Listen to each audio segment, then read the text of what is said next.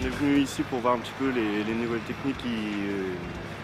techniques, en termes de travail du sol, principalement ici les intercepts, pour répondre aussi aux nouvelles normes environnementales. On essaye de limiter au maximum tout ce qui est désherbant chimique. C'est pour ça qu'on est venu aussi regarder les différentes techniques et les différentes méthodes pour n'utiliser aucun désherbant chimique. Ce que je suis venue chercher, c'est plus déjà pour voir ce qui se fait au niveau travail du sol. Faut se projeter vers l'avenir et puis s'intéresser de plus en plus au désherbage mécanique. C'est l'occasion aussi de rencontrer d'autres viticulteurs, partager des expériences aussi, parce que beaucoup sont maintenant pratiquement 100% sans désherbant. Beaucoup de viticulteurs y arrivent, donc pourquoi pas moi. Il y a encore quelques efforts à faire pour y arriver, à ne plus utiliser de désherbant. C'est un objectif d'ici quelques années.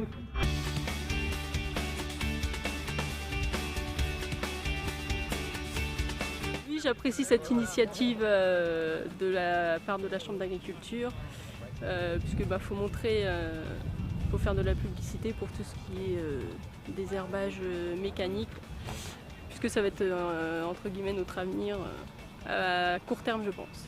Ce qui peut être aussi intéressant, c'est de voir les nouvelles techniques pour tout ce qui est traitement de la vigne.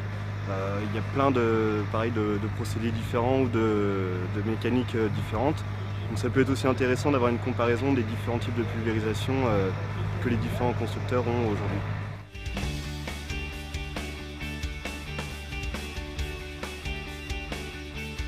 Encore des journées comme celle-ci qui sont des très bonnes journées.